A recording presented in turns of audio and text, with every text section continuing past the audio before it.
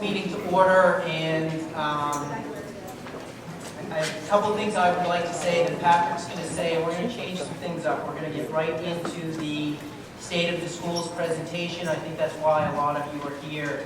So I just want to say this is the third year that we've done a State of the Schools. We've modified it every couple of years, and from the bottom of my heart, I am so grateful that you folks are here to see this. The administration and central office, technology department put a lot of work into this presentation. And if you're going to show up to any board meeting, this is the one to come to. Although, for those of you who don't make too many, you know it's usually this much fun. We have refreshments, we have displays.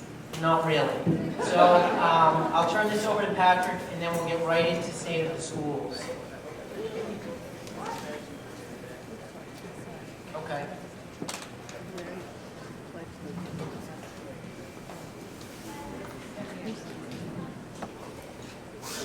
So first off, I decided not to call it a snow day today, and I'm sorry about the weather tonight, but at least it's not snow and freezing rain. But again, thank you all for coming out, especially those of you that are here that had to bring things in the pouring rain. I'd like to thank a few people, and I'll try to be as brief as I can because I want to get to the point here. But first, to the administrative team here at RSU1 for planning this evening. It's a pleasure to work with them. It's my privilege to work with them. Dean Emerson, our technology director, is probably about ready to kill me right now because he spent the last 2 weeks putting this together for us, and also Damien Austin is here tonight as well for putting together the PowerPoint. Rob Morris for taking endless pictures when we needed them to fit the PowerPoint. Chef Baldwin, who was from our BRCTC Culinary Arts program in the back. We have the student as well for providing refreshments for you tonight. Gretchen Parlin is here, and if there's any students, kids in the audience, and you'd rather go into that room and have some fun, you're welcome to do that. Go out this hallway and just go down to the left. And her, I think she has 5 high school students that are with her. District's art staff for bringing pieces of student artwork here tonight for people to view. And also teachers and students who showcase technology coming in tonight, some very impressive work. Morse mixed choir, and students and staff and parents that are in the presentation tonight. It's not always comfortable to be videotaped, and they did a great job for us. Our goal for this presentation is really simply to provide you with a deeper understanding of what we do in our schools, and it's going to showcase and celebrate numerous positive items, but it's also going to highlight areas of need and focus. Over the last 5 years, the support of the Board of Directors and the communities, we've been able to add the following programs and services for our students.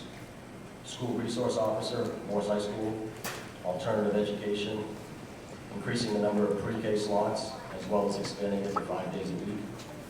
Middle school foreign language, middle school health, life skills program, classroom teachers to adhere to our class size policy, Title I math support, behavior support program for K-2, support staff, and also bond work to improve our school facilities.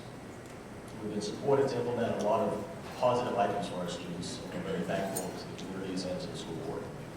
So, enough of me rambling on. Our first order of business before we start the PowerPoint is really to have the Morris Mixed Choir, who I'm very appreciative of you being here tonight, and is to do one more number for us. And so I don't have to speak again until the very end. Because when you're done, students, I know that you're preparing for other things that are going on at Morris High School. If you need to leave after your performance, I certainly understand. Thank you.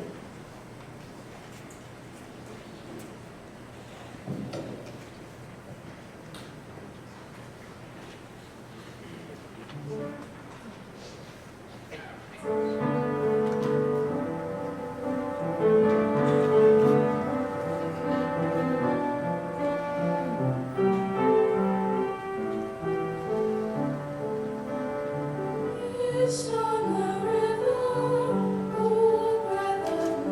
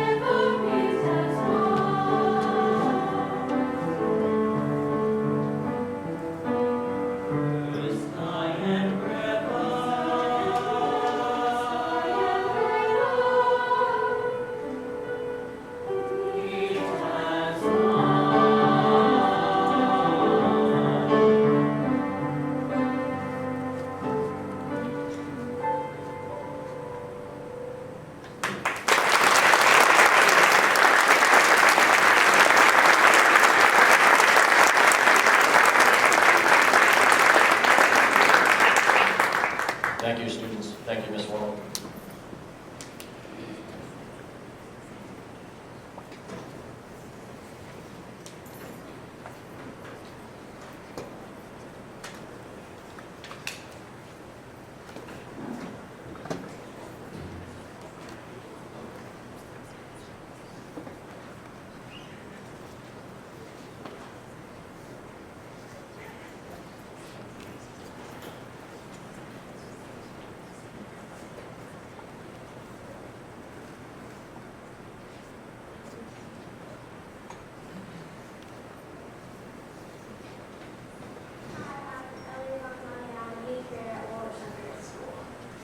My experience at Woolwich has been amazing. All the teachers are awesome and they do a lot of hands-on activities and they really help you grow and develop as you move on throughout the year and throughout your life.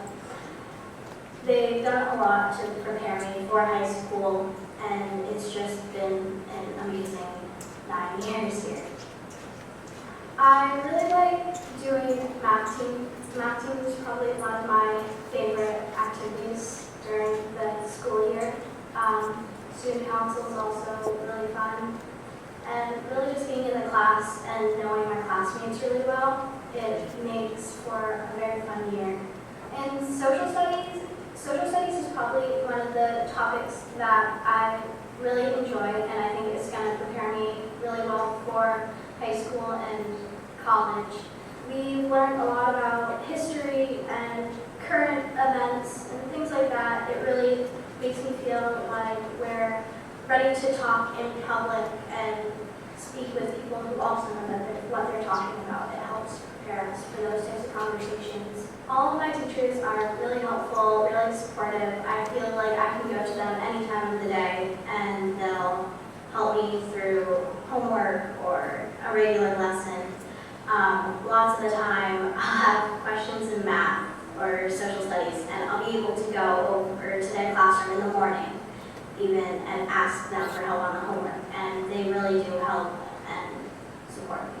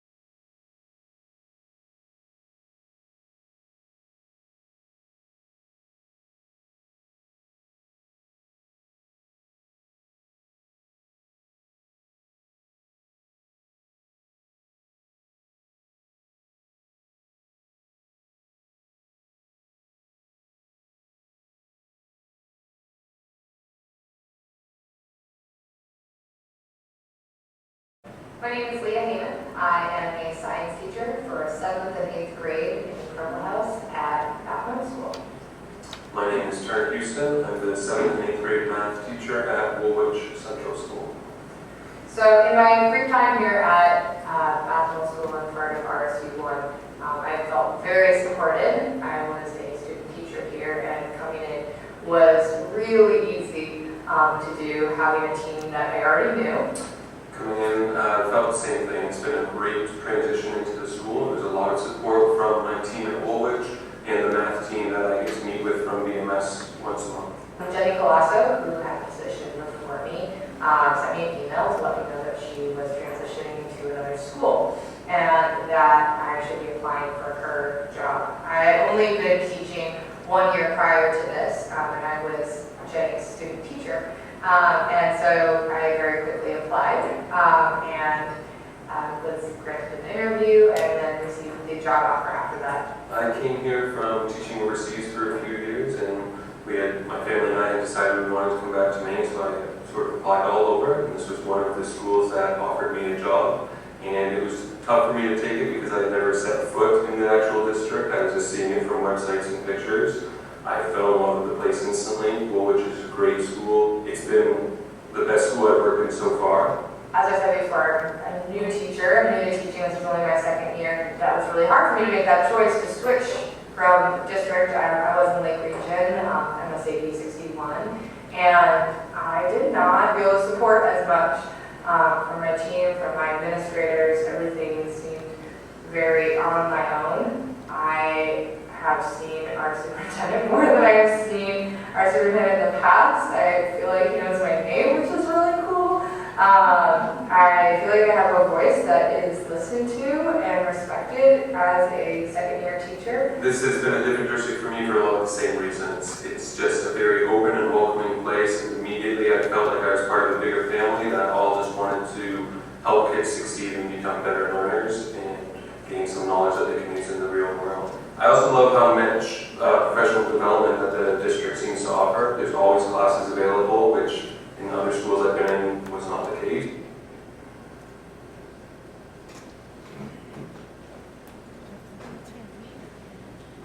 Good evening. My name is Jennifer Vos. I'm the principal at Dyke Newell School, the pre-K for second grade school. And so I'm here tonight just to highlight a couple of the items from the elementary instructional practices slides. The first one that I wanted to touch on was the learning targets and scales that was mentioned in the slide. Our teachers across the district have been using the Marzano framework, and Dr. Robert Marzano has studied a lot of different analyses of what makes student achievement increase in the classrooms. And the primary factor that he found, the primary instructional practice, is to use learning targets and scales to talk with students about the goal for their learning, what the purpose of the activities that we do in the classrooms is for, and what kinds of skills and knowledge they should have by the completion of those activities. And then scales, where we talk with students about how well they are attaining those goals. Are they meeting those goals? And so teachers in classrooms across the district have been using learning targets and scales to work with their students. RTI stands for Response to Intervention, and RTI practices for literacy, math, and behavior are being fine-tuned and developed across the elementary grade levels. These practices allow us to provide classroom interventions as well as pull-out support that helps students grow and reach those grade level expectations that we have. Teachers have throughout the year been working on professional development around instructional practices used in our curricular programs, such as Lucy Calkins writing and our everyday math curriculum. And additionally, we now have pre-K 5 days a week and are already seeing this as an investment that will pay off academically and behaviorally as these students move through our school system. Good evening, everyone. Jason Levy, principal at Woolwich Central School, and I'm here tonight to talk a little bit about some of the professional development that you probably noticed in the slides with regards to our middle school level.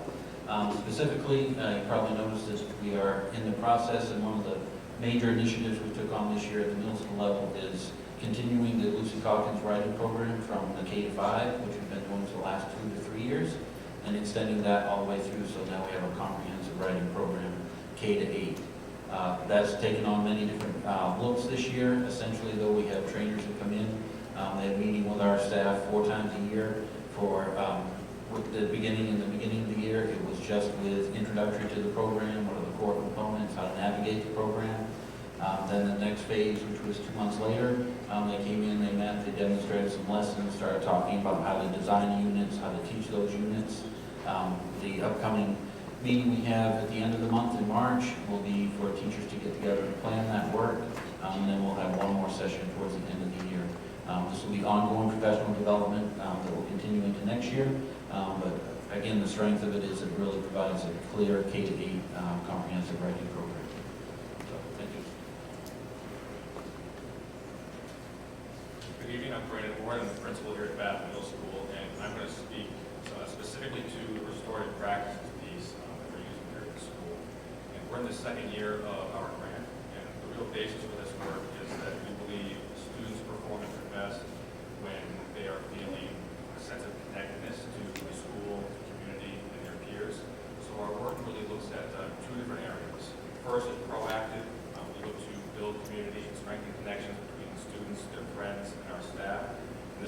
done through a variety of activities, team challenges, team building, we have morning meeting, we have group time that we do, and the use of academic circles in the classroom. And then the second piece is the way we respond to negative behaviors. And a lot of our training has been on looking at behavior as a learning opportunity for students, not just something that needs a punitive response. Try to separate the action from the person. Right? There are negative actions, there might be bad mistakes, but they're not bad people.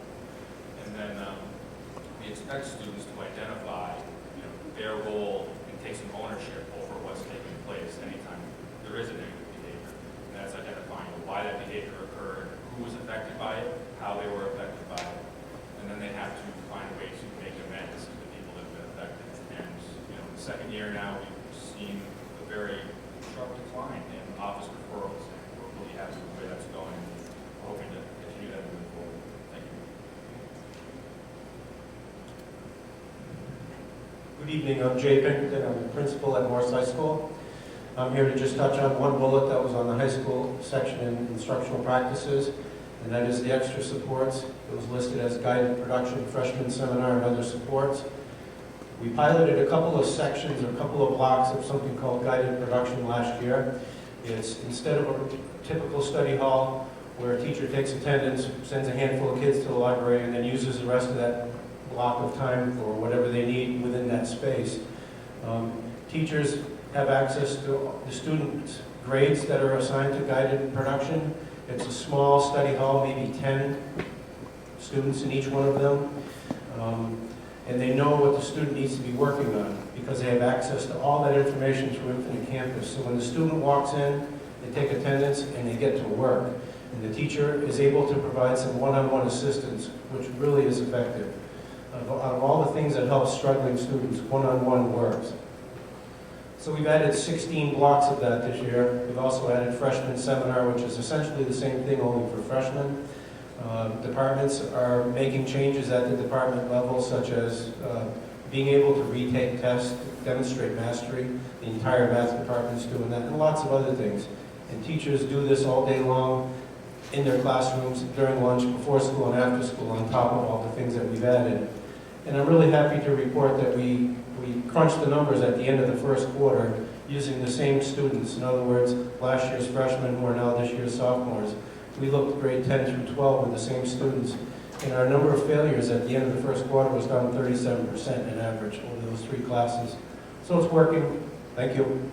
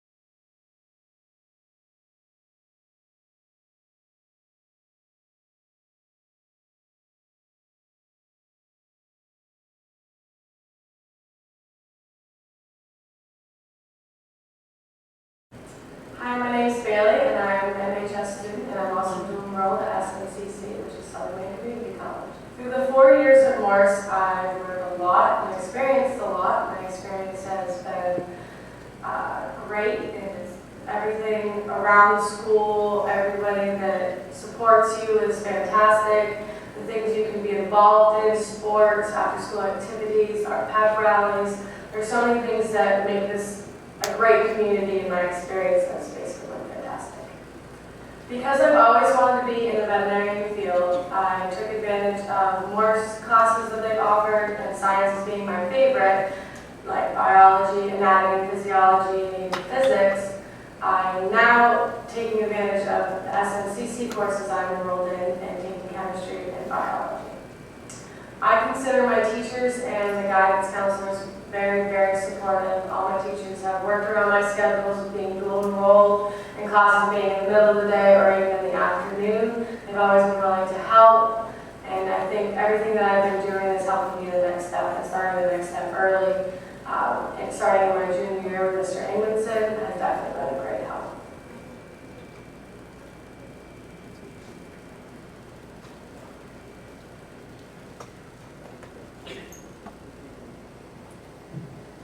I'm Sandra Gorsuch-Plummer. I'm the principal at Pittsburgh Elementary School. Excuse me. And I'm here to talk about the stimulating data piece of this presentation. While the slide isn't up, it's a little difficult to talk about without being able to reference, but I can tell you, if you did notice quickly, that our trends are going up, that we show positive gains in the area of reading and math. You will notice, or you could have noticed, that as we go from first grade to 8th grade, we show significant increases, and by 5th grade, we have, within our Title I program, very limited number of students who continue in that. Jen mentioned prior to this about the RTI process. Our students take the NWEA, which is given 3 times a year, to progress monitor how they're doing against not only the students in their school, but within the district and nationally. We use that information to show us what students need additional help in the areas of reading and math. We have been fortunate to have our math interventionists be able to help our students in 2nd through 4th grade, and we are showing positive improvements in that area. But if you go back and look at the presentation once again, you'll notice that our students do better in reading than they do math, and we're hoping that over the next couple of years we'll be able to close that achievement gap between those 2 areas. So looking forward, I guess we would be looking to improve in our scores in math and to continue the upward trajectory that we've had in both reading and math. Good evening, I'm Joel Austin. I'm the director of the RCTC. That's the vocational center attached to Morse High School. I'm here to talk a little bit about opportunities for our high school students, in both at Morse and at the RCTC, to earn college credits while they complete their graduation or certification requirements with us. Probably the most significant of those is dual or concurrent enrollment courses offered through the community colleges and through the University of Augusta at Morse and the RCTC. We have students who are enrolled in college courses while they are in our academic courses or our technical courses, completing course requirements. Our instructors in those programs are adjunct faculty or instructors at the relevant college involved. We have dual enrollment credits offered in automotive technology, carpentry, commercial art, drafting, and 2 sections of English at Morse High School. Morse High School also offers 11 advanced placement courses, and an advanced placement course, a high-performing student can earn college credits. When he or she moves on and matriculates at the college level, those credits are awarded for performance in the advanced placement program. We also offer online access to a wide range of a large library of AP for all courses, advanced placement courses that students may take advantage of.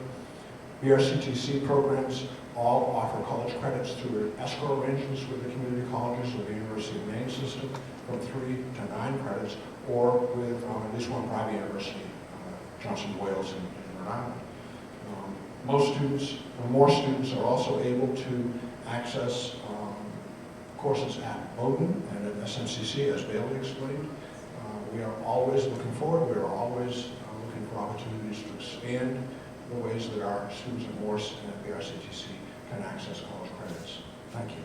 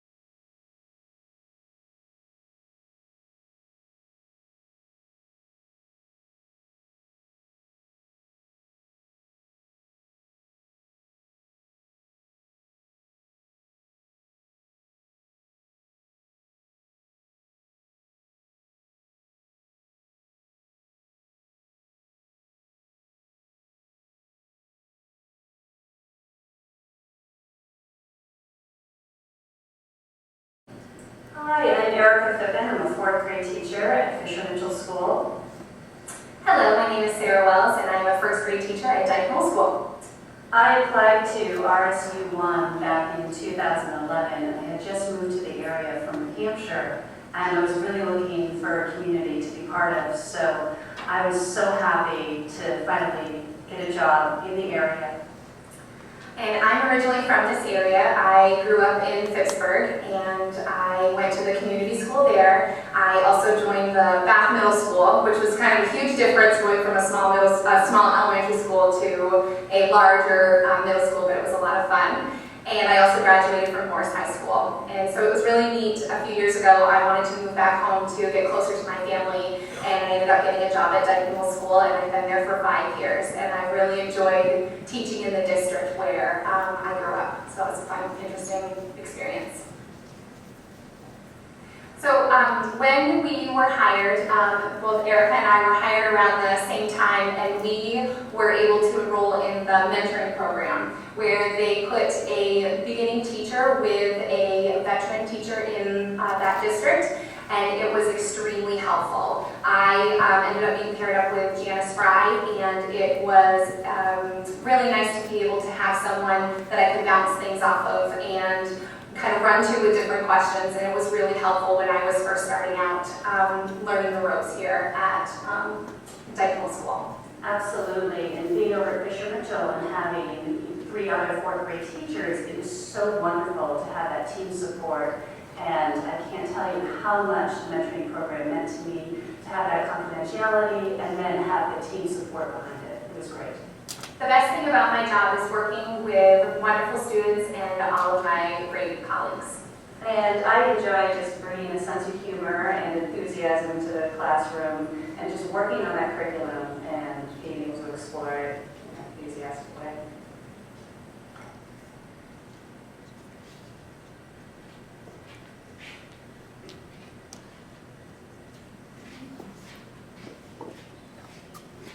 Hi, I'm Lawrence Kovacs. I'm a gifted and talented teacher here in the district, and I'm here to talk about LEGO robotics. A couple students here to help. I'm going to make my comments very brief. LEGO robotics is building robots out of Legos. This is one of them. It is wildly popular, really brings out a lot of creative thought. We have a number of competitions over the course of the year. We do a sumo competition. We participate in something called a track meet, where we compete against other kids in the state. These are not remote control toys. They're autonomous, meaning you have to program them, so the kids have to write code, and then these things, you press the button and walk away and hope it does what you expected it to do. I have a couple of kids here. This is for 7th and 8th graders, by the way. I work at Woolwich Central School and at Bath Middle School. And before I let them speak, I do want to say that the Monday after break, this past Monday, when most people are sort of trying to remember there's a thing called school, I walked into the computer lab to find 20 kids completely engrossed, staring at their creations, anxious to get them working the way they want to. Not what I would normally expect on Monday after a break. So, this is Corey Klein and Hannah Nelson here to talk. Hi, I'm Hannah. I'm an 8th grader here at BMS, and I really enjoy LEGO robotics. It's a really fun experience, and we get to do a lot of cool stuff. My favorite parts are probably programming, testing, and competing with the robots. I think they give us a good experience for later in life when we might be trying to carry out careers in the fields. Yeah, it's a really great experience, and we get to meet a lot of really nice people, and I just love it. Hi, I'm Corey Klein. I'm an 8th grader here at BMS. I think LEGO Robotics is a really great program. I really hope more students get to experience this in the upcoming years. One of the really amazing things about LEGO Robotics is the fact that you get to come up with creative and innovative solutions to the same problems. But even though sometimes you have multiple teams solving the same issue, none of you actually end up with the same result.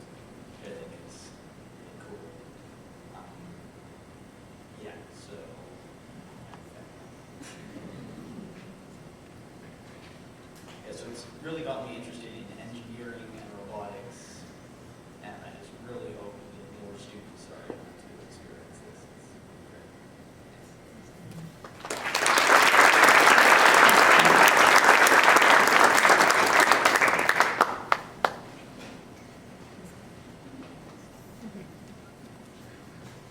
Good evening. I'm Judy Harvey. I'm Assistant Superintendent in the district.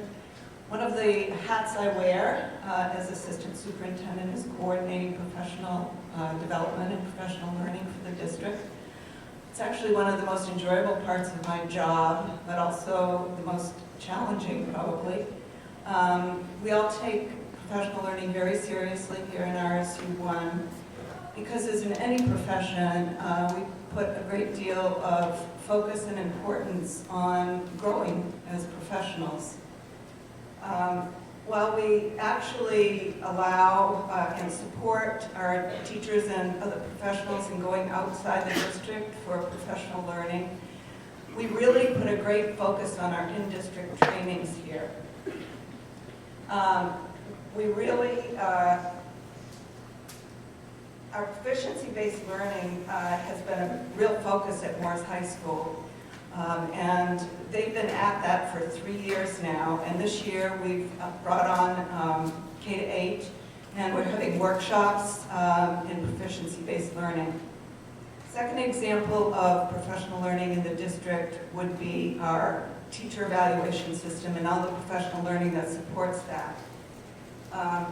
If evaluation system is to do its job well, all educators in the district must operate with a common understanding of how to plan and prepare lessons, use instructional strategies that involve all types of learners, reflect on teaching, and operate in an environment of collegiality and professionalism.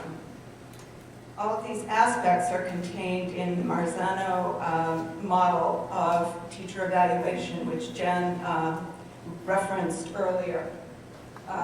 This evaluation model was adopted by our teacher stakeholder group in the district that included representatives from the teaching staff, administrators, parents, and board members. All K-12 teachers in RSU1 are and will continue to be engaged in professional learning around this very deep instructional model.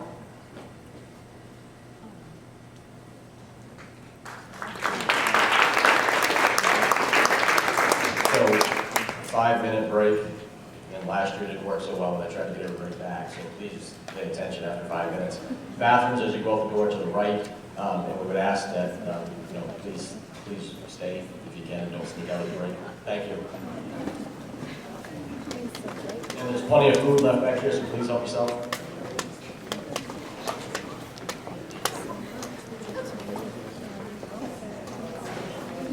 And I go to Bath Middle School. My experience at Bath Middle School has been awesome. The teachers are super supportive.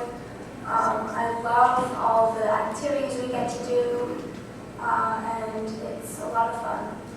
A few things I love about Bath Middle School is that we have exploratories, which means that every month or so we get to change. So one was tech ed, one I'm doing right now is Spanish, and I think it's really important for us to learn and do that kind of thing, and it's very fun. So one thing that I think is very important to me that we're learning right now is in literacy, we do a lot of extra work, especially in our class, like a lot of the other classes don't do it. But it's more with like testing, so we have to read a text and then answer questions. And it's really important because it'll be on tests and it'll help us in high school and college.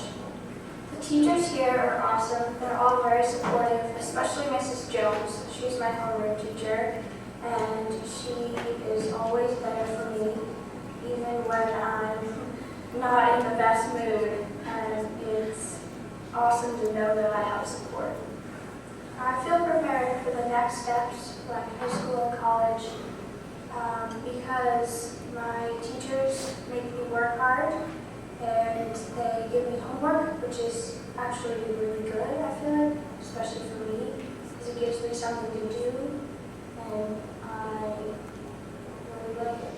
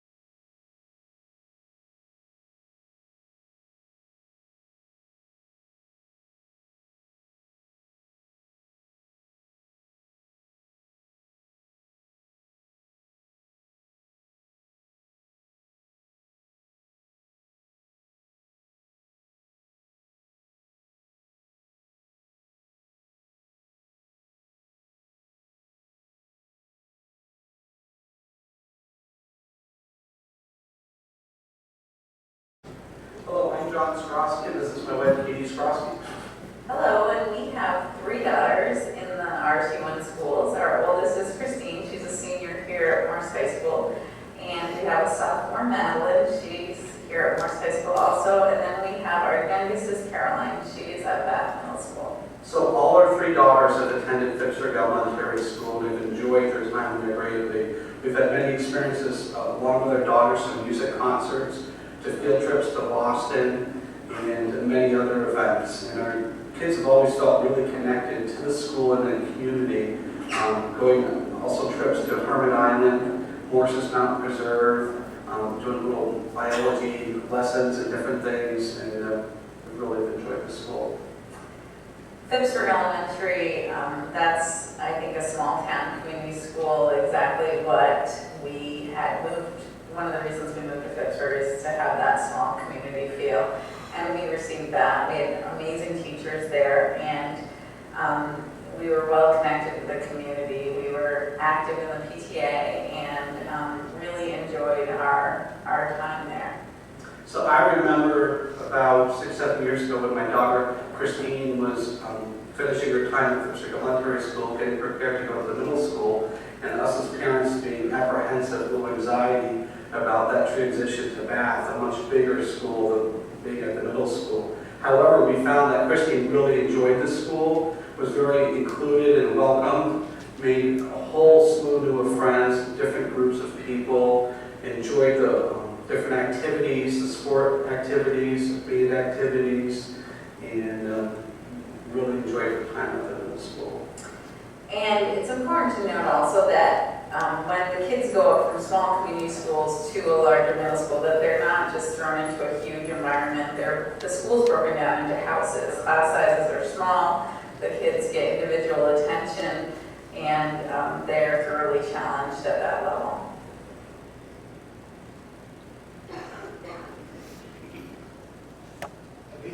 Good evening, I'm Ross Berkowitz, principal at Christian Mitchell School.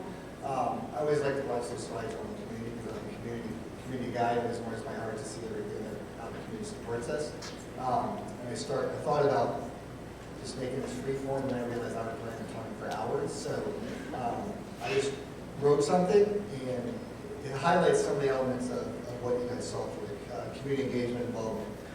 First, let me say that I continue to be impressed with the community support and engagement with our schools. I know I speak for all the administrators that it's always nice to see community members helping our schools, whether it is volunteering to read to a child, mentoring a child, washing and cutting veggies, bringing in box tops. And we do get quite a few community members who don't have kids in the school. They just come in with bags of box tops and they put them in the jars, and all of that money goes to support the kids. So that's a nice addition. It's not just family members who have kids in the schools. Helping with landscaping, just to name a few ways that they do that. Obviously, I'm not going to list everything that you just saw in the community engagement slides, but what I did want to do is highlight a couple of the themes. You probably noticed that a couple of the community connections that students and teachers are lucky to be able to fully take advantage of with their natural resources and environment by collaborating with groups like KELP, the Kennebec Estuary Land Trust, as well as some of the other organizations. We also have a community that's fully aware of the struggles of many of our students, so they're committed to making sure that no student goes hungry through various programs such as our backpack program. What was not specifically stated on the slides was the financial support that the schools also receive. The districts receive support in different forms and values, from the box tops to checks of several $100s, covering transportation costs for field trips and things like that, to name a few. I know I've talked to other principals, and this occurs too, that we'll have just community members come in with like an extra $20 or a check for $30, and they just say apply it to anything that you need for the kids, whether it's helping them pay for food, helping them with their transportation costs or whatever. And I would also like to highlight that the Goodwill Industries has donated $11,400 towards the pathways in our adult ed program. So we have a very supportive and engaged community that we should celebrate. Anyways, that's it. Thanks.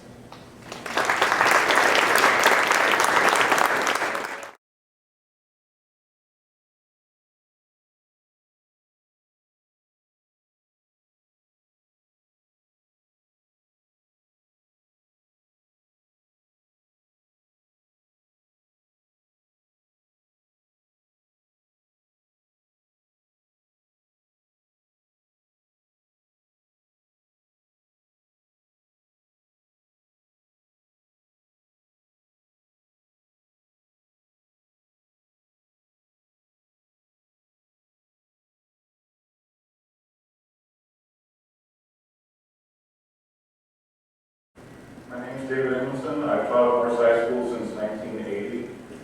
I teach Southern Maine Community College writing, design workshop, and reading for college. You know, I came here back in 1980. I was born in Detroit, Michigan, and I went to school in New Jersey.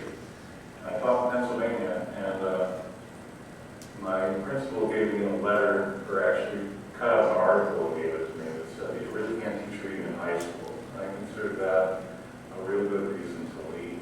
And I was looking for a place where I could raise a family, start raise a family, and Bath, Maine, and this area looked like a perfect place. And it has been.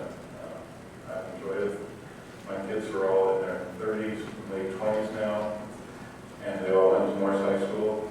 That was a perk that I can't discount. That was a win for me. And I saw them through high school. They always knew where they could get lunch money. They always knew where they could put oversized items. And I always knew their teachers. That was a plus that I would not take away.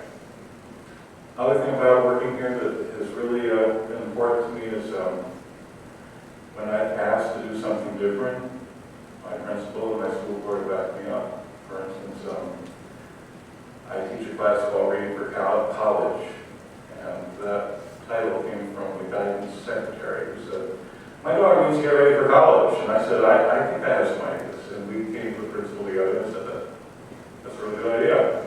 I started a class called Design Workshop, and it's real popular now. There wasn't any photography program when that started. We started it in a bathroom, which we converted into a dark room. But it was a janitor's closet that we converted into a dark room. And it's won 2 statewide awards since then. 2 years ago, I asked to bring a college writing class here, and the principal said that's a good idea. So now we have 2 sections of Southern Maine Community College English 100. I've been able to ask and get the help I needed when I needed it, and that's made a big difference professionally for me. Hello, I'm Mark Murray. I've taught at RSU1 for 35 years. I was an industrial arts teacher for 28 years, and now I teach at the vocational center doing the development program. I come from a long line of teachers. My grandfather was a teacher, my dad's a retired teacher, and so education was always kind of in my brain as something to do. My grandfather is originally from Maine, so I was always summered in Maine, and I knew a lot of people in Bath, and when I graduated from college, I moved to Bath, and there was an opening for an industrial arts teacher, and I got hired, and here I am, 35 years later. I guess the things I enjoy the most about my job is past students and their success stories. I have parents, I've been here so long, that I've had in class. I've had teachers that are working here that I've had in class. And to listen to them and have them actually remember me and actually have some of the projects that they've built and they still use, that's a great feeling to know that people remember me from so many years past in the classes they took with me. I've always felt supported by the district. There's been a lot of changes. I've taught from many different principals. Some I've enjoyed more than others, but I've always been supported. I have 5 children of my own that my wife and I have raised. All 5 have gone through the school system, all successful adults now. It's, you know, I've seen a lot of changes.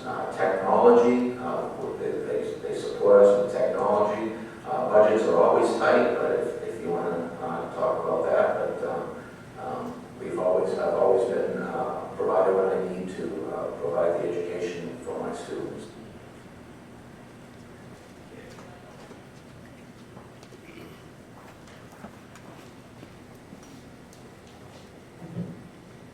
Okay, hi there. My name is Elizabeth Ratty, and I am the Spanish teacher here at BMS and also at WCS. I teach 6th and 7th grade Spanish.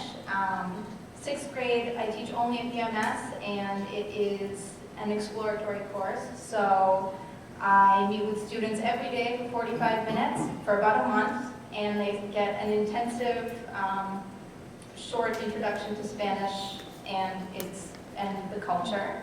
And for 7th grade, I teach 6 different sections, 4 of them here at BMS and 2 at WCS.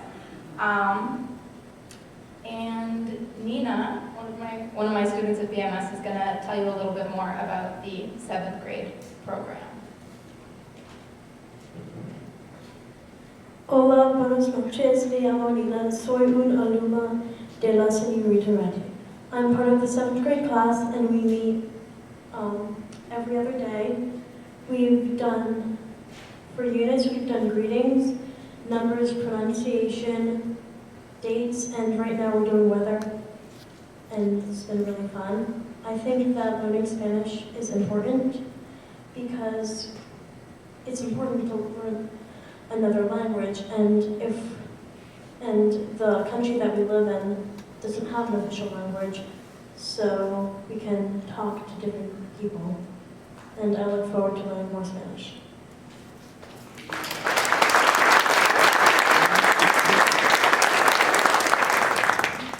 Okay, so this year I'm focusing on giving students a strong foundation in the basics. I have a lot of language learning experience myself and a strong background in teaching elementary learners, and I really think that a strong foundation and sort of learning things correctly from the beginning is important and provides students with a solid platform on which to build their skills. One of my biggest goals is to help students approach studying a foreign language and foreign culture with an open mind. And so when something is foreign or different, I want them to see it as foreign or different and not weird or dumb, which is sometimes a response that you can get. I'm also trying to help students understand how to study foreign language. They've been taking math classes and writing classes for years, and for most kids, this is the first time they're really studying a foreign language. And there are strange letters and sounds, and they're expected to mimic these noises in front of the class and make mistakes, and it's intimidating. So I think they've done a really good job, and they've been really good-natured about it, and they've also made huge strides with regards to comprehension. I like to speak a lot of Spanish in Spanish class, and at the beginning of the year when I was doing this, I was met with a lot of sort of like contorted faces and kids saying, "Speak English, we don't understand what you're saying." But now, they don't do that anymore, which is good. And I think it's because they've realized that they kind of get it. And they understand that if they stop focusing on the fact that I'm not speaking English and start thinking about the words, they understand pretty much everything that's going on. Going forward, I hope to see more opportunities to integrate what we're doing in the foreign language classroom with what students are studying in other areas, and to do some more involved cultural units and have students be able to create and experiment more with the language and culture.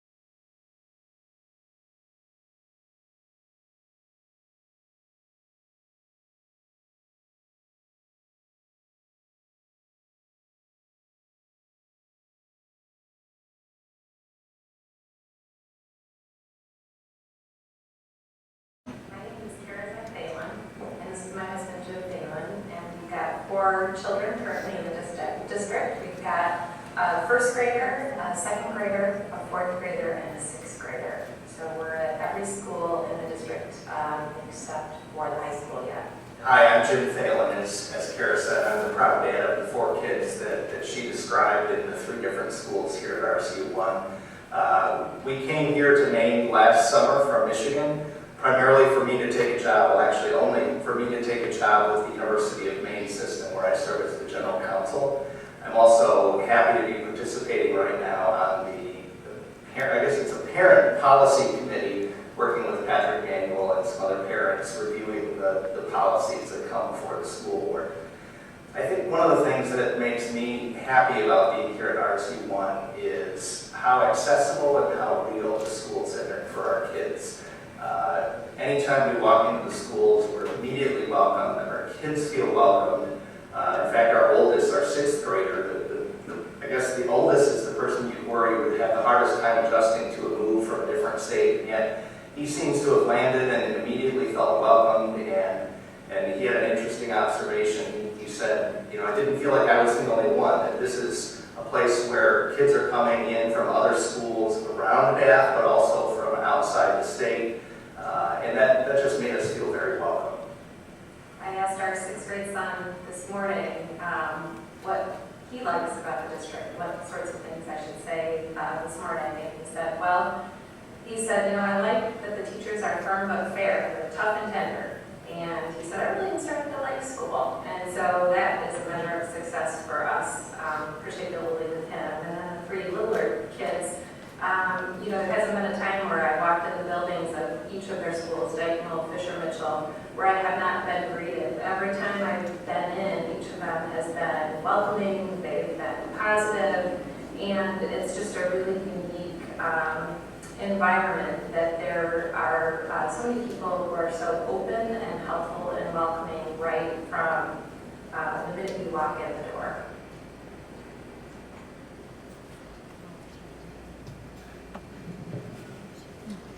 Good evening, I'm Scott Walker. I'm the athletic director at Morse High School. If you read the slides for extracurricular activities, there was a lot to take in there, but I'd like to focus on one thing tonight, and that's opportunities. We provide our students with a litany of opportunities, and there are no-cut sports in fall, winter, and spring. So every year when I give my speech to the incoming middle schoolers, the folks that are going to be freshmen for us, I tell them to get involved. Because there are chances to get involved, regardless of what you enjoy, regardless of what you like. This is the time to try it. When you get to be an old gray-haired dude like me, you have responsibilities, and you can't just try things. We do have the spots at Morse to do that. One last thing I would share, we expanded our opportunities this year by creating relationships with local schools. We have cooperative relationships with Wiscasset High School, Richmond High School, Mount Ararat High School, and Brunswick High School. We give approximately 20 more students the opportunities to participate. Chris Wallfield was the state champion in the 2-mile this year because we have that relationship with Brunswick that allows him to participate in indoor track, not a sport that we have in Morse High School.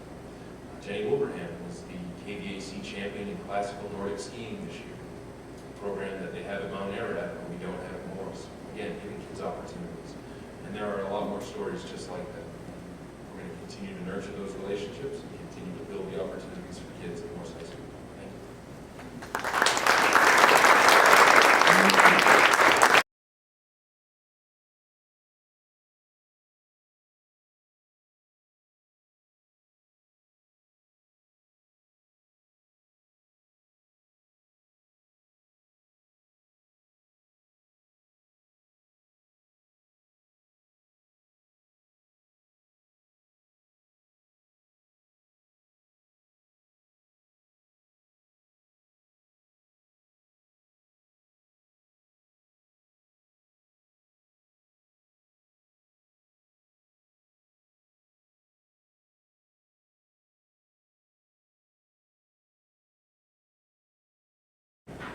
My name is Dalton.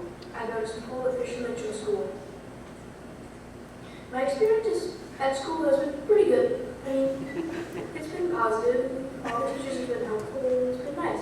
My favorite part of school is probably being able to learn what I want to learn, having some freedom, And I think at the school they do that really well.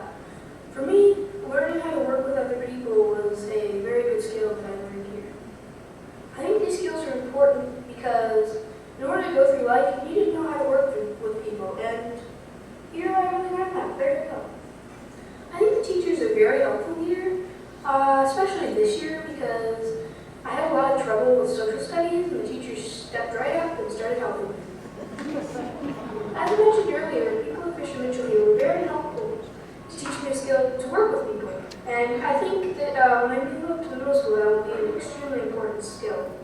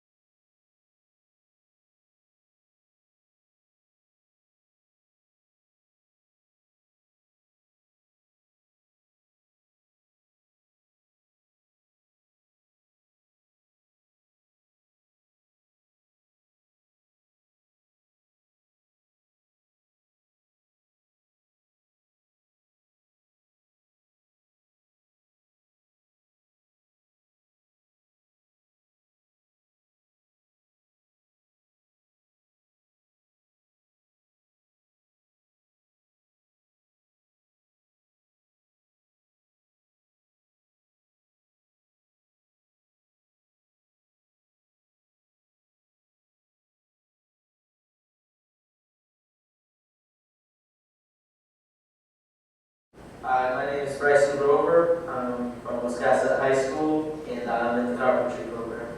My experience in the bath carpentry program has been very good. I mean, it's a lot of hands-on, which is my type of learning. There is some class work, but I deal with that and get through it. But I like the hands-on, and it helps me improve my skills and makes me a better learner. Probably the biggest two skills that I have gained in this program is one, leadership, and the other one is problem solving. And coming into this program, I wasn't great at those, and Mr. Bernie has helped me out with both of those, and I've really gained a lot of confidence in those two, and I'm looking forward to see where it takes me. Mr. Bernier has probably been one of the best teachers that I've had in a long time. He is absolutely supportive. We do make mistakes, and he's taught me that everyone makes mistakes, and it's okay. And coming to this program, it's boosted my confidence level and trying new things, and he's been a huge supporter of me trying to expand my knowledge and getting through things. I definitely feel ready for the next step. The knowledge that I've gained here has put me in a good place to go out and work in the family business and go right to work.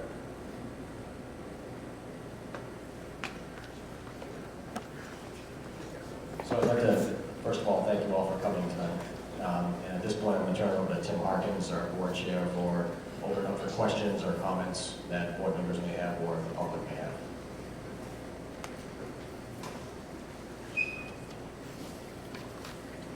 Again, thank you all. My name is Tim Harkins. I'm the board chair. I'm so honored that you guys showed up tonight. This is very exciting for all of us. know you want to go home, but it's not time yet. I get one last crack at you. So the whole purpose of the State of the District, this program, and again, this is the third year we've done this, is to give you a snapshot of what's happening across the district, pre-K all the way up to adult ed. We threw a lot of stuff at you. And so I just want to highlight or reiterate a couple of things that I feel are important, and then we'll open it up to any questions. So there are three things that I'd like you to take away from this presentation. One, in RSU1 across the district, classroom is a major focus. That's where our energy is. That's where we're putting our resources and our dollars and our professional development. You can go into, and Jen mentioned this, you can go into almost any classroom, particularly at the elementary school level, and on the board there will be learning targets of that day. So every student and every teacher, when they come to school, they know what they're going to learn and what the goal is at the end of the day. The other thing, the second thing, this district is about our teachers, because our teachers are the most important thing. They're the biggest impact to our students in delivering education. So this district is focused on developing these teachers. We've talked about, you heard tonight about the mentoring programs that we have here, collaboration amongst grade level teachers, and trying to institute common curriculum across the district, so that it's not about how you deliver instruction. Every teacher's different and they approach the material in their own way, but that the curriculum at every grade level is the same, so that when a student leaves second grade or fourth grade across the district, they've all learned the same thing. And then the last thing I wanted to mention is opportunity. And again, that's what's so great about this district, and that's all this information that's coming at you, is there are huge opportunities in this district for your kids and for the community. And it's for all learning levels of students. We try to focus on individual students and meet their needs no matter what they are, wherever they are on the spectrum. And that has been a huge focus within this district over the past couple of years. You heard this, the phrase RTI, which is response to intervention. It's taking steps to, if a student isn't learning something, we find out why it is and address it immediately so they don't get lost in the mix. And also when students have specific needs, whether it's on a high level or they have special needs, we can serve those students. We create those opportunities. So this is a very dynamic environment that these folks work in. I can't say enough about the administrators that put this presentation together. We really have a crack team of administrators that work well together, that care about your kids, and are very professional. These guys are top-notch professionals in this district, and we should be proud of that.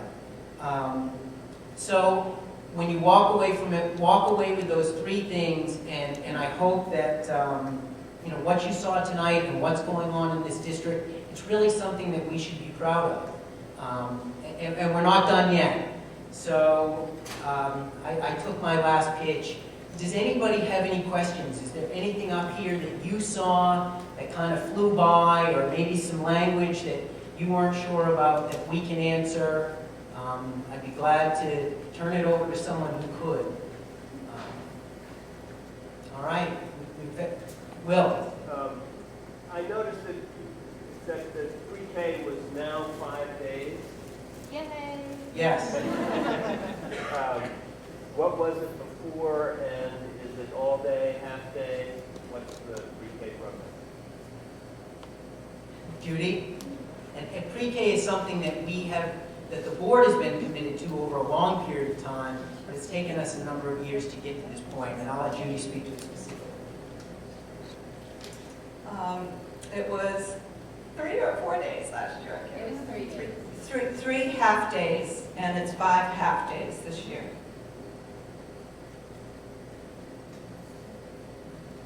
Can I just piggyback on to just like applaud you for doing that, because in my work at the Make Children's Alliance, we know that every dollar invested in the early childhood program, we see $7 in return in investment because of what you do to make that child's life and learning go across a lifetime. So we're going to save money in this community in the long term because we're investing in those 4-year-olds today. And we serve more 4-year-olds here than we do in Portland or other larger districts that you would think have pre-K.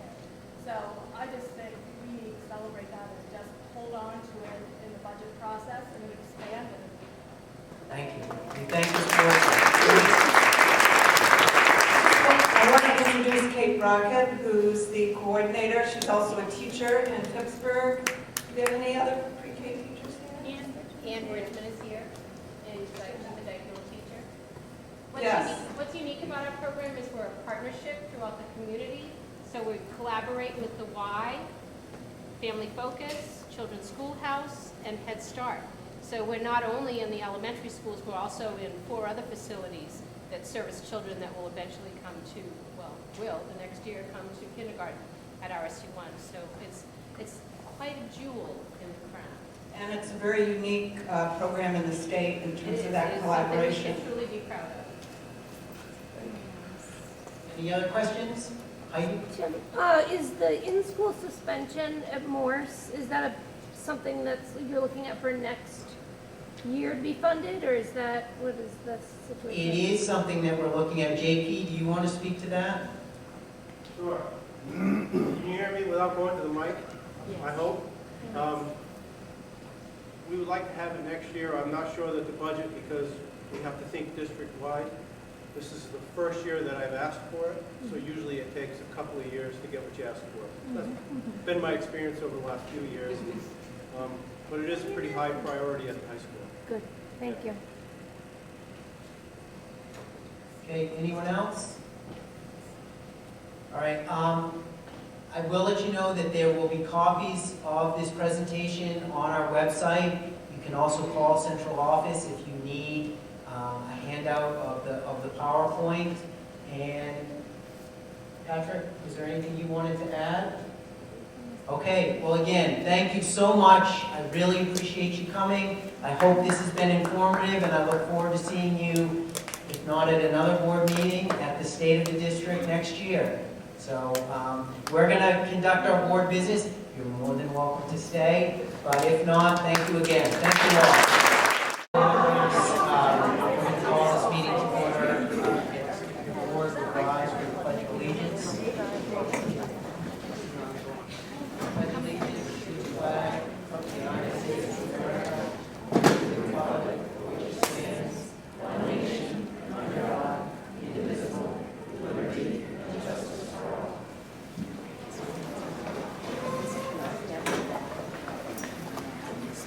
All right, it's 7:30, so I'm going to forego my comments. You've already heard enough from me tonight.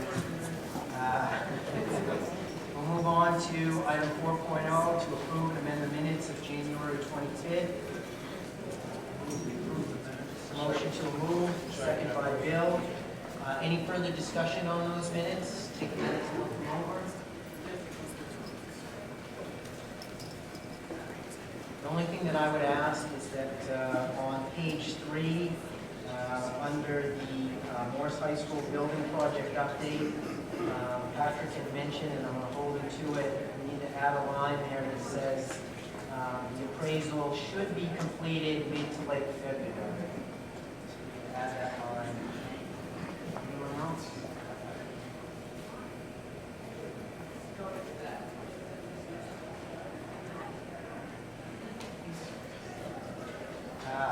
Okay.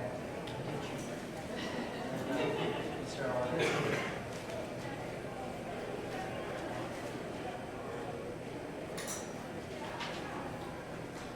So Steve, do you mind if we amend that motion to make those 2 changes? Recommend we approve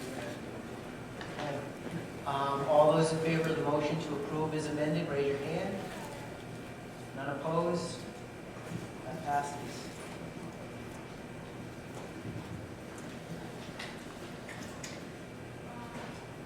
5.0, adjustments to the agenda. agenda? None? 6.0, public session. If there's anyone from the public who would like to speak to an item that is on the agenda, I would ask that please come up to the mic, state your name. Please try and keep your comments to around 2 minutes if you could. Okay, I'll speak fast. I'm Allison Hepler. I know all of you, and I've been involved with the RSU pretty much since I joined the Warwick Select Board. And you work hard and you do good work, and I happened to come across last month a joint resolution designating January as School Board Member Recognition Month. And even though it's not January, I think this speaks to you guys. So I'm going to read it, and I'll read it real fast, and I'll give you a copy of it. Whereas it's the mission of Maine school administrative units to provide all students with the best possible education in order that they may be prepared for productive and rewarding lives, and whereas school boards are accountable for the education of Maine's children, and whereas school boards articulate a vision for their school systems, set high academic standards, and approve the hiring of the staff who make that vision a reality, and whereas school boards chart the educational goals and direction of their communities as they work with administrators, teachers, parents, and local residents while serving as advocates for public education. And whereas school boards set the policies and procedures that govern all aspects of schools' operations and adopt the budgets that provide the resources necessary to meet the needs of all students. And whereas all of these responsibilities and more are met by volunteer school board members who put in countless hours in meetings and in their communities, advocating for their schools, representing the interests of children and parents and other members of the communities, and preserving the valued tradition of local control over kindergarten to grade 12 public education. Now, therefore, be it resolved that we, the members of the 127th legislature now assembled in the second regular session, on behalf of the people we represent, take this opportunity to express our appreciation to members of all local school boards in the state, and be it further resolved that we declare the month of January 2016 the School Board Member Recognition Month, and encourage local school administrative units and community leaders across the state to recognize their dedicated school board members. And that's what I'm doing right now. This is actually, Jennifer DeChant was one of the sponsors of this. So thank you, Tim, and thank you, the board. Okay, thank you.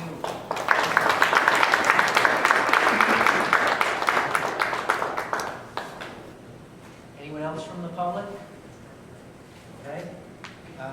We'll move on to item 8.0, pre-K through 5 configuration discussion. You folks received via email some communication from the principals at both Dyke-Newell and Fisher-Mitchell. Hopefully you've had a chance to review that, and I will turn this over to Patrick.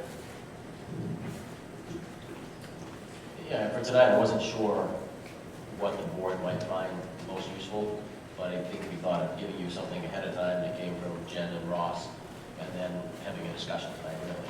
And for those of you that are here, maybe for the first time in a while at this meeting, is that one of the board goals, if you didn't catch it tonight, was to really kind of explore and come to a, I guess it's a final decision on the elementary schools in Bath, whether we keep the current structure that we have right now, which is a pre-K to 2 at Dyke-Newell and a 3 to 5 at Fisher-Mitchell, or whether we should revert back, I may not have this exactly right, 7 years ago, 8 years ago, prior to my time, where we had divided grades 1 through 5, because I think U school went at K.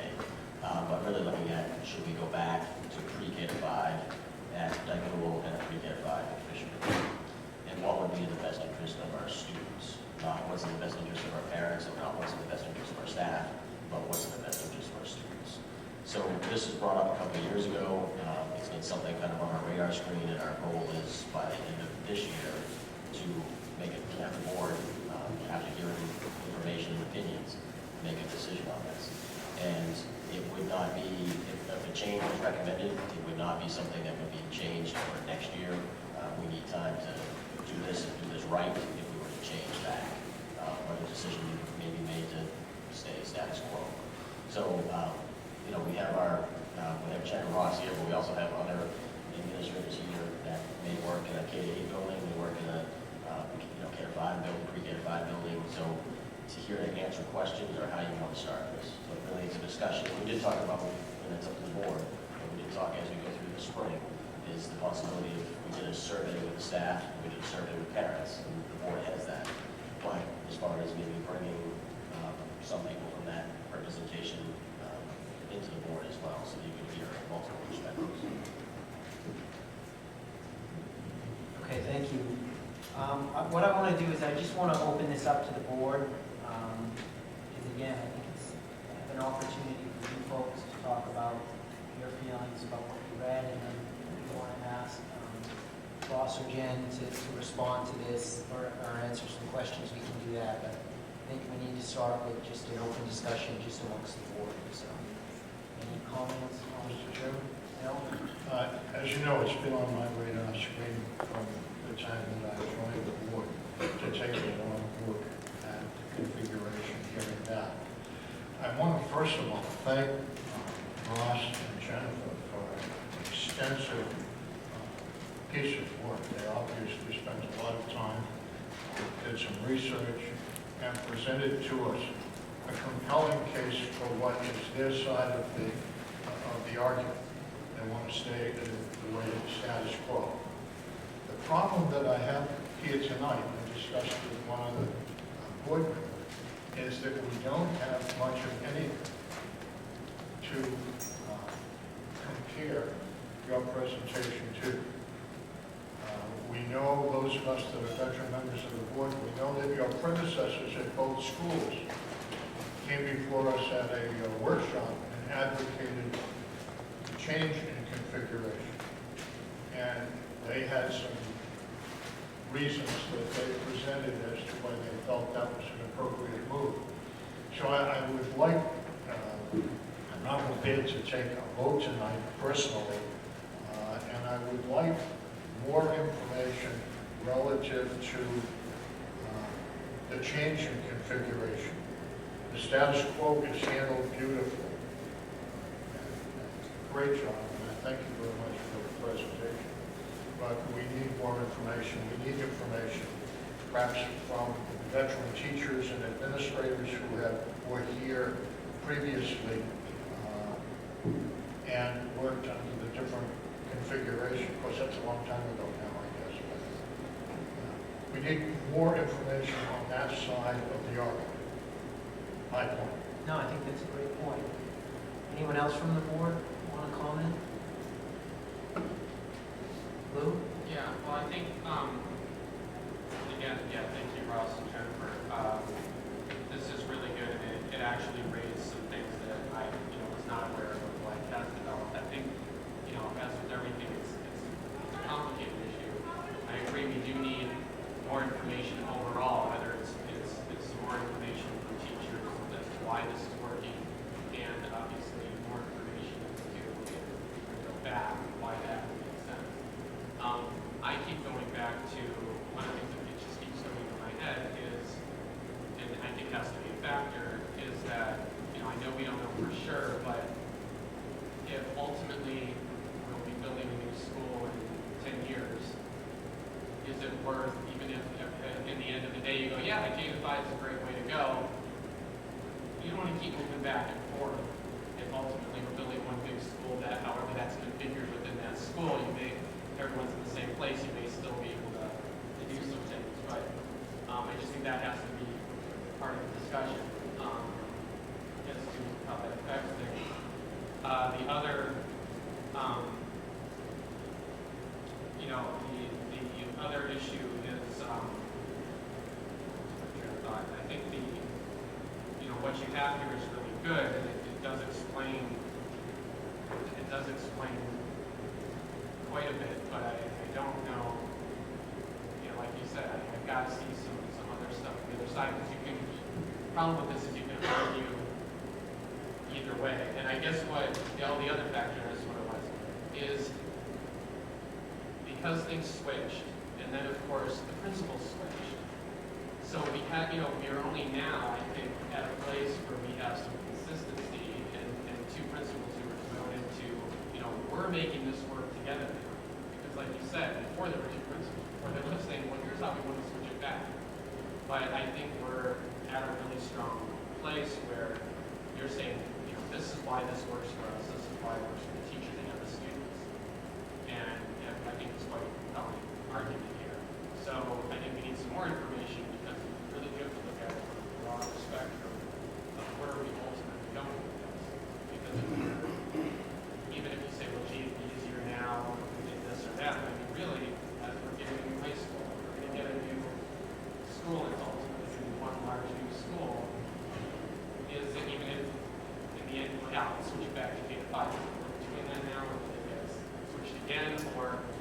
a strong culture now, is it better to let that flourish and continue? There's obviously a lot of good things happening, and is that really the better way to go?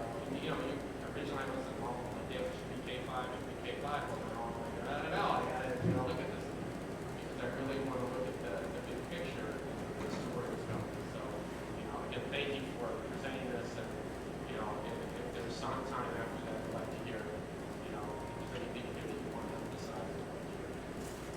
Yeah, I think you both bring up a good point, and I know that with issues that we've dealt with in the past on the board,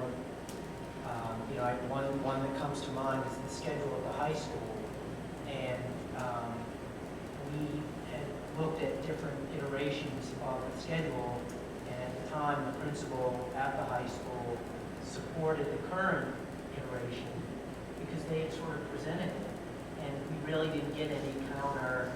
We'd heard anecdotally that it was working, but when we asked the principal to speak to it, they spoke to what they thought was best.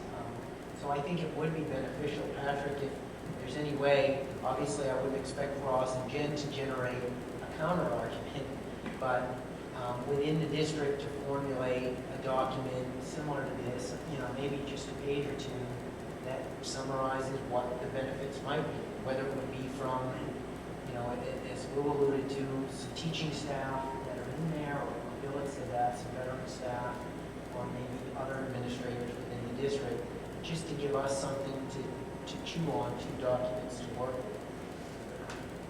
We have 2 administrators, elementary school administrators in the district currently operating schools that are pre-K through 5, and in Jason's case, it's all the way to 8.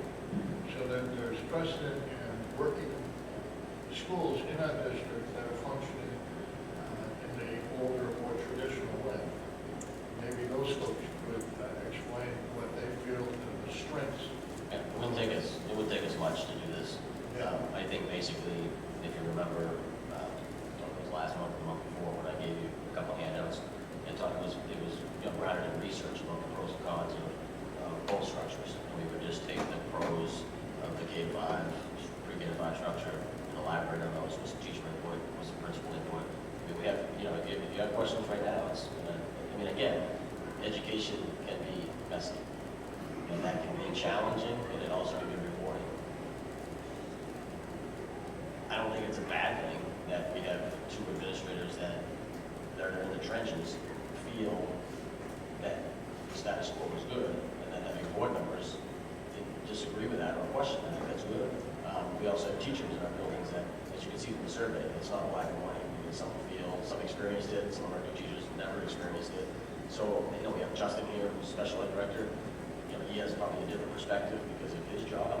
We've got a lot of different people here tonight, Jason and Samuel, like you said, they have their experiences. So that's what, we're not going to please everybody, whether we stay status quo, whether we change. It's a matter of taking, I think eventually the board has to take the information and what priorities are most important to you and get our recommendation, but what do you think is the most important priorities for our students and their learning.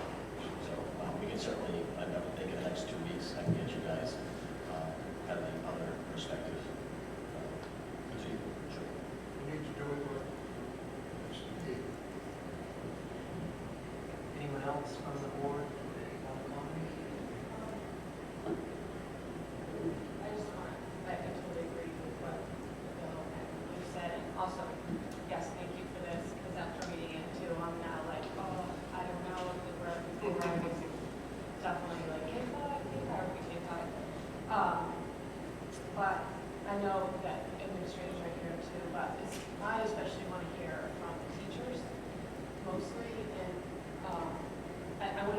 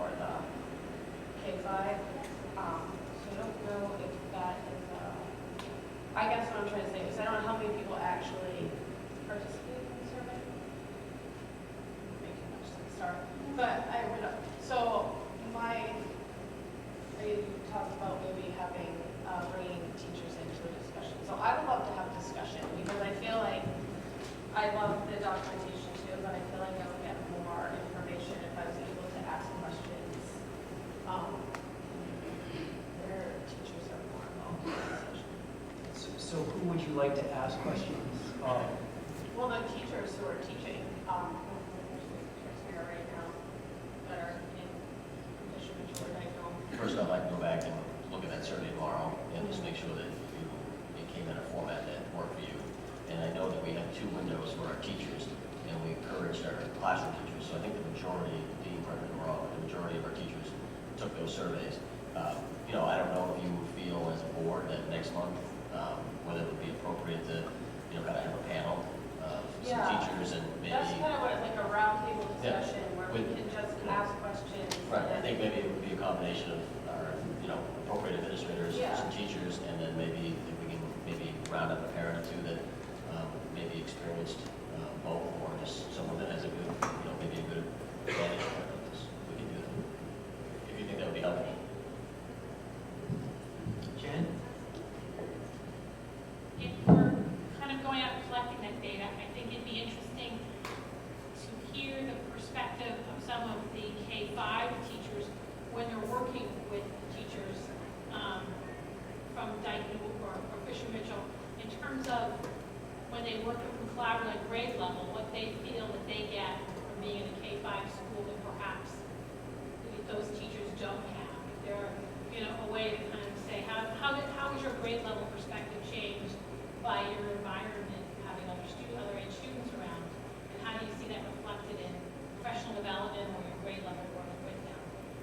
Because I think we've got people in our K-5 schools that have been involved with the Fisher Mitchell Dayton schools. We've had some cross-curricular teachers that have been involved in both school systems. It might be interesting for them to be able to provide some feedback to how they would see the process.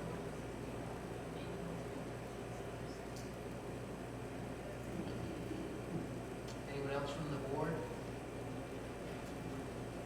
So I think it would be beneficial then for the next meeting if maybe we heard again from the other administrators who are in those in K-8 or K-5 schools about how that configuration is working for them and what the benefits are that they see there.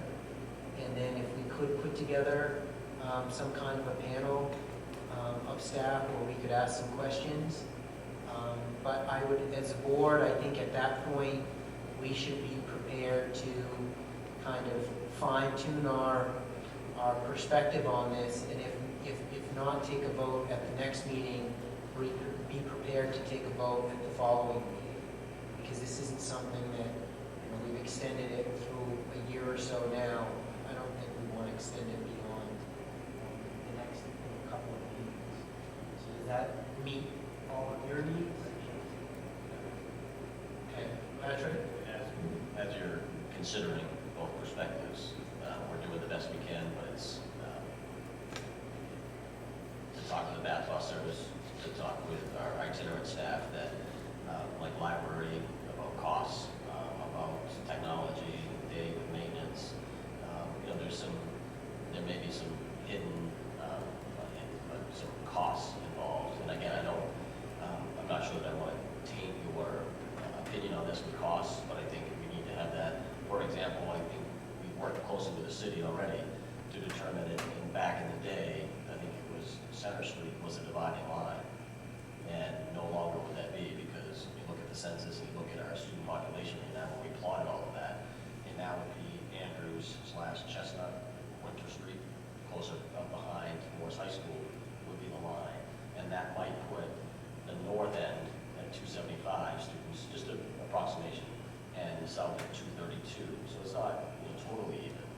But at the same time, when we keep going further up towards Dyke-Pool, we would have parents, and I would be asking, why is this kid being bused across town when the purpose of the community school is to possibly be walking to that school and feeling involved?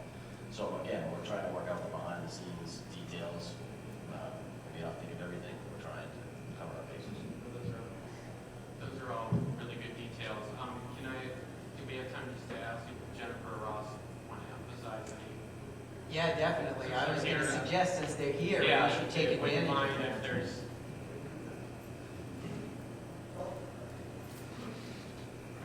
Yeah, I was going to ask if you wanted, I was going to volunteer to speak anyways, because I know I joined Jen next because she's pretty firm on the K2 through 5, and I go to bed one night, K2 through 5, and I wake up the next day, you know, 2 pre-K5s. Although I am a believer in how we're running it now. And I think the dilemma the board you're running into is a couple things. One, it would have been nice if the surveys were all like 80-20, but it's not, and so it's mixed, which means you're wrestling with a decision. And the reason I wrestle with it sometimes is I think it's coming down to values and weighing different costs and benefits. You know, if you're going to ask me, like, math didn't exist, we're going to build a brand new system, I would probably advocate for a K4, 5, 8, 9, 12, or like, you know, K8, 9, 12, but we don't have that luxury. And so what we have is working within the system that we have, and and the reason I wrestle is, you know, probably our community, our kids would benefit from the pre-K to 5. I also had a child that was in the middle of I had one child who was in the middle of the mix, and that terror part was pretty devastating to, you know, her that year of the development. So I don't know, and that's why I wrestle with it. Is I don't know if switching back outweighs the value of disrupting, you know, these kids for 10 years from now we switch again or whatever. The other piece is, and I think this is a good reason we don't have a solution, is because I think the district is always evolving, you know, and changing. And when I started at Bath Middle School, now would have been 7 years ago, my understanding was prior to that, and this, I'm not saying it's because of me, but prior to that there were a lot more discipline issues in 6th, 7th, and 8th grade. That could have been partly because of the kids that were getting in the 6th, 7th, and 8th grade, continuing on up, had been involved in the K2 through 5 versus kids going to Bath Middle School from like Norfolk, Mitchell, Pittsburgh, and at the time West Bath. But that also coincides with when BMS was adopting EL, and now they have restorative practices, and so there's other things. So it's kind of hard to weigh whether or not that was, you know, what caused it. So there is some data points you can use. It's not clear. Same with the high school. They've gone through changes. This year's senior class is the class that got disrupted. So as an example, my daughter went to Hughes Kindergarten Center, and she went to Dyke Newell first and second, and then switched to Fisher Mitchell for 3rd grade, and some other kids switched the other direction. I know of one kid who went to Hughes, Dyke Newell, Fisher, Dyke, Fisher, BMS, and so those are, you know, those things, you know, can happen. So this senior class went through that, and this freshman class is the first class that started at Dyke Newell in kindergarten, and then went, you know, Fisher Mitchell for 3rd grade to 5th. So in addition to like these, I don't know if there'd be value in asking some of these kids at the high school. Unfortunately, they can't say, well, that's their only experience, but they could speak to that probably a little bit. So I appreciate your dilemma, but you know, I think what you're wrestling with is the cost benefit of keeping versus switching, and that's why I wrestle with it as well. And I will also say that I mean, we're committed to whatever. We're committed to helping kids, and it's pre-K to 5th. We're going to make that work. If we keep it as it is, we have some ideas of continuing to move forward, of basically creating that 2 campuses, 1 school approach. So anyways, with that. So that's what I was going to lead off with, is no matter the configuration, we're just going to continue doing great work with kids. And I think that's the most important thing to stress. I have 4 years of experience as a K-8 principal prior to coming here. So I do have some of that background knowledge of what it looks like to have more grade levels when we see students for a longer period of time within a school. And there certainly are benefits to that as well. I also have the parent experience of having a daughter who was at a K-8 school, a very large K-8 school, and now is at a 3-5 school. And so for me, with the transition as an administrator and the transition as a parent, I have seen some definite positive pieces. And so that's why I think my opinion and my point of view is the way it is. But again, as Ross said, our job is to make sure that our staff keeps doing great work with kids. And so configuration questions aside, that's what we'll keep doing. So thank you. Thank you. Any questions from the board for either Jen or Ross? No, I just want to say thanks, Ross, because I think you emphasized well that the big dilemma is that a lot of times the school systems go through so many transitions on so many levels. Everyone's like, well, now this works, but it hasn't, things haven't gone long enough to even know. It happens with curricula, it happens with all these things. And so you really do have to really take 2 steps back to say, are we being smart in making a change now, or is this a larger kind of road situation where you have to, let something work for a while and then see if it's really what works. I don't know. I'd be more comfortable if there wasn't a geographic element. We have schools in the district that are aligned differently in terms of grade. We have one community that's largely served by a K-5 school. We have one community that's largely served by a pre-K, I should say pre-K through 8. And then we have a third community in the district that's served by a different configuration. I'm not sure which is best, but that issue for me stays out. If you make a compelling argument for an alignment, which is pre-K to 2 and 3 to 5, then why doesn't that apply to everyone? Right. If you make a compelling argument for pre-K to 3, then let's make that. But there is that, there is that element out there. I'm not sure we can crack the problem. It is a conundrum. The district, largely, some of it because we're forcing the change in high school. A lot of things are in motion. A lot of things are in motion at the state level with the evaluation and the standards. And maybe it's a bad time generally to look for that kind of for the closure of this kind of conversation with the RSU. Maybe it's 5 years off. I don't know. But somewhere along the line, we have to come to grips with that. And if we had choice transportation, if we had choice here, parents could make a decision, or we could make a decision based on the learning needs of individual kids, that they're best served in a pre-K to 2 situation, or a pre-K to 8 situation. And parents could make that choice openly and freely. That would be one thing. But unfortunately, we don't have that anymore. We can't move our kids that freely in the district. So there are a lot of elements here. I appreciate the effort that went into this. I'm not convinced that at the end of next month's discussion, or 2 discussions out, we're going to be in a better place to make a definitive decision. I mean, I think Pat has a point. Education's messy. This is not a science, it's an art form, and we're doing our best to make it a pretty picture. But, we'll get on with it with more information.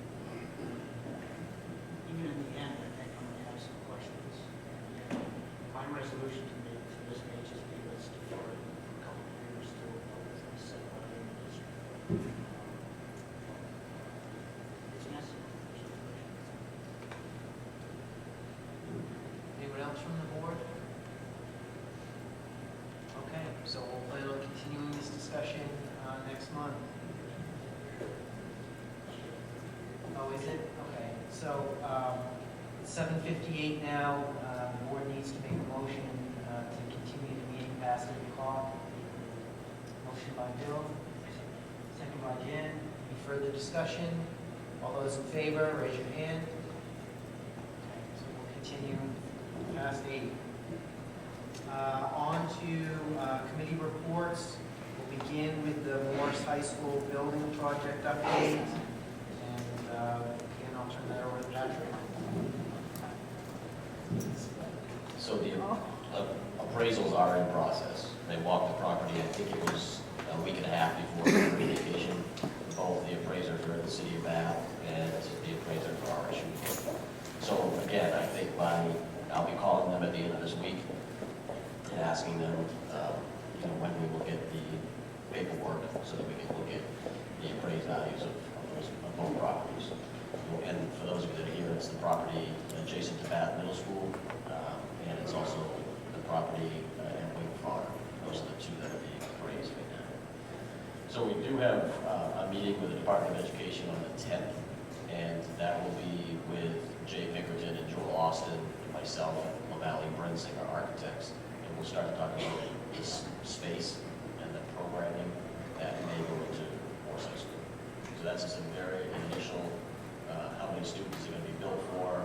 It's that's kind of a negotiation process in itself for the Department of Education. After the land acquisition piece gets worked out, there'll be a straw poll vote for one piece of property to move forward with.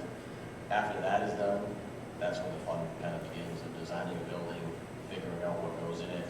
We'll come back to you as a community, and we'll ask forums again. We'll ask, what do you think is most important to put into a new school? Because the Department of Education will only fund so much. So if you are a community member and you think that having a new theater that is at the highest level, the Department of Education is going to fund part of that. And so it's going to fall on local taxpayers. So you think we need a second gym? You think we need something that they're not going to fund? We need to gather that from the public. And then our next building committee for the Morse project is March 3rd.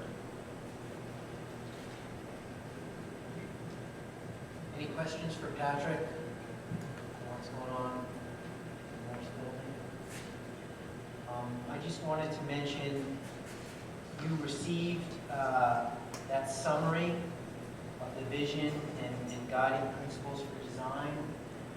I found, frankly, the original document we had been looking at, we had to vote on, submit to the state, was a little confounding and a little dense and clunky.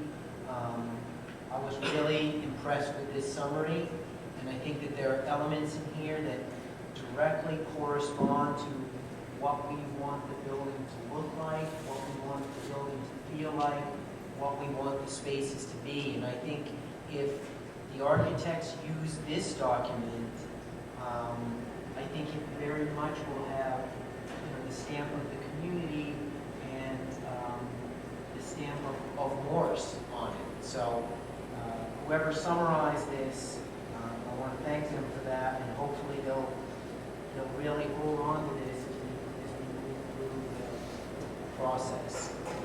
Is there any word yet on if Bath has completed their appraisal? I talked to them 2 days ago, and again, they were putting, I think, what I would call the finishing touches on theirs, and same with our appraiser. So again, I'm going to try to call by Friday this week, and hopefully we'll have it at the beginning of next week, like end of February, like we said. All right, next committee, Finance Committee, Steve? Just quickly, the finance committee did meet, I think February 11th. And Patrick went through some of the preliminary numbers, big picture, some preliminary estimates from the state regarding our available and again, look at some of the big picture issues. Very rough estimates we have our spending.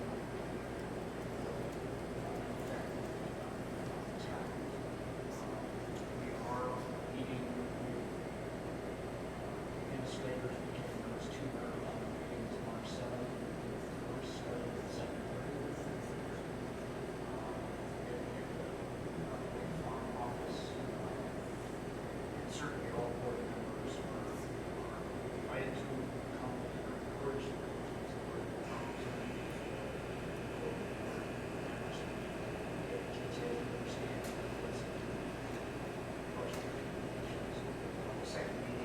second part of that.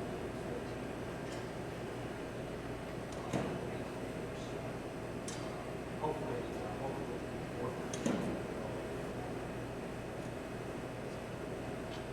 Any questions for Steve?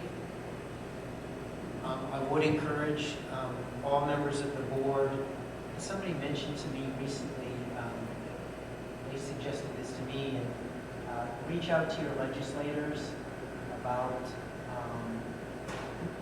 the bill that's currently at the state for the discussion about an additional bill to add that additional funding. I spoke to Deborah maybe a week or so ago, and she said that if the state were to approve that additional funding, that we would, it would be very likely that we would see a portion of that. And I spoke to an aide in Senator Baker's office, and I talked to Senator Baker, actually it was last night, encouraging her to support funding that additional, either 20 or 23 million towards education. So the more folks that reach out to your representatives, the more they're inclined to listen to their constituents and move in that direction. All right, superintendent's report, Patrick?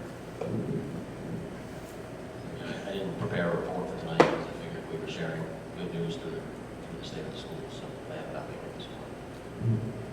Okay, financial report.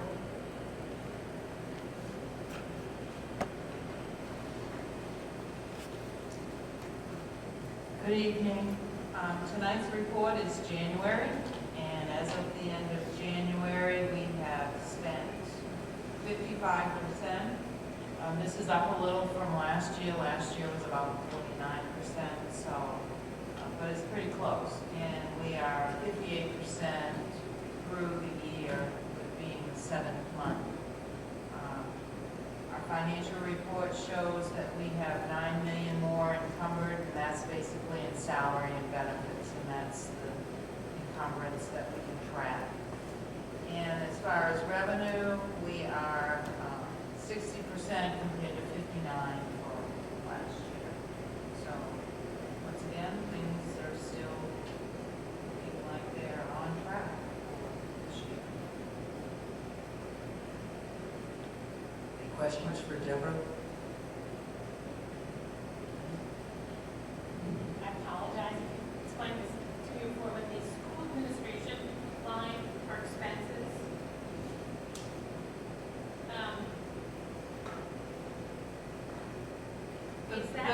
The big thing with the negative amount is this year when we budgeted, we had to put dollar amounts throughout different cost centers to cover salaries during the negotiation process. There wasn't any amount put specifically in the school administration, so that's really why we're seeing like a negative amount. Any other questions? Okay, thanks.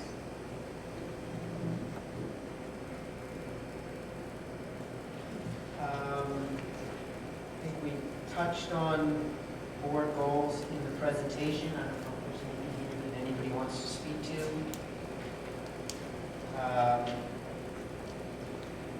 We can either go through the second reading of these policies, or we can table them until our next meeting. Leave that open to discussion. Preference from the board?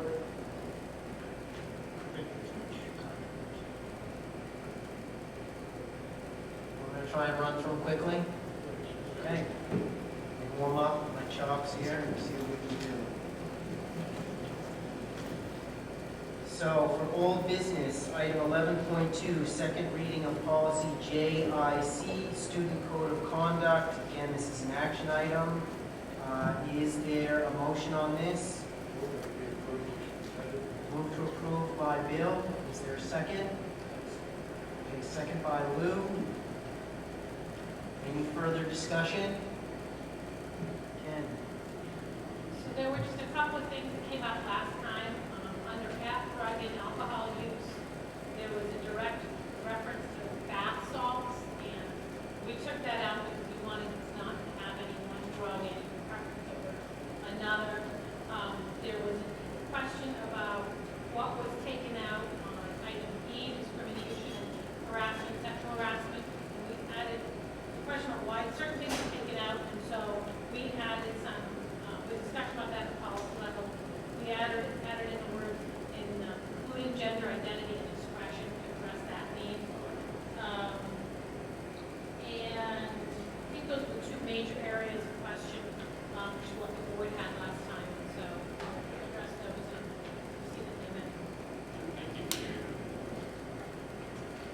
other questions or comments on this?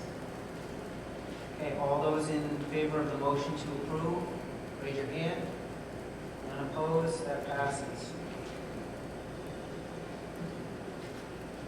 Okay, item 11.3, second reading of policy JLF, reporting child abuse and neglect. Is there a motion on this policy? Move to approve by Alan, second by Steve. Any further discussion, questions, comments on this policy? All those in favor of the motion to approve, raise your hand. None opposed, that passes unanimously. Item 11.4, second reading of policy IMDA, patriotic exercises. Is there a motion on this policy? Move to approve by Bill, second by Steve. Any further discussion on this policy? All those in favor of the motion to approve, raise your hand. Okay, that passes unanimously. Item 11.5, second reading of policy IMDB, flag displays. Move to approve by Steve. Second by Bill. Any further discussion here? None? Okay, all those in favor of the motion to approve, please raise your hand. Any opposed? None opposed, that passes. And item 11.6, second reading of policy IKD, honor roll. Is there a motion on this policy? Move to approve by Steve. Second by Jen. Any further discussion? All those in favor of the motion to approve, raise your hand. That passes unanimously.